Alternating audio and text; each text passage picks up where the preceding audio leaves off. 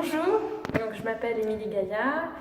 Je vais vous parler du droit des générations futures et en quoi ça consiste. Donc en fait, aujourd'hui, nous sommes entrés dans une nouvelle ère, une ère où le droit, l'univers juridique s'ouvre à la protection de l'avenir de diverses manières. On le voit tous les jours par rapport à la justice climatique ou encore la question de la protection de la biodiversité ou encore la protection de la nature humaine. Donc, le droit des générations futures, c'est un droit qui pense en dehors des cadres traditionnels, c'est-à-dire que c'est un droit qui intègre la dimension du long terme, du temps long, et pour cela, qui n'hésite pas à être inventif, créatif et à proposer de nouveaux chemins de pensée juridique. À titre d'illustration, les droits de l'homme, jusqu'à présent, c'était les droits de l'homme actuellement vivants, dans leurs relations entre eux.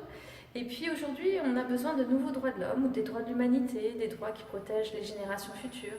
Et puis si vraiment on réalise une conversion intellectuelle, à savoir à penser que oui, les générations futures elles ont une dignité à protéger, dans ce cas-là, on peut proposer même des droits de l'homme transgénérationnels, c'est-à-dire un droit à la vie des générations futures, un droit des générations futures à naître dans un environnement sain, le droit des générations futures à vivre et à naître sans produits chimiques qui les empoisonnent au quotidien.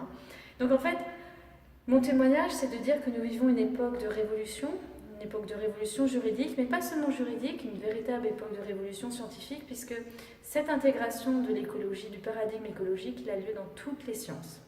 Donc voilà, appelons à l'éveil des consciences et à aller toujours plus loin dans ce droit des générations futures.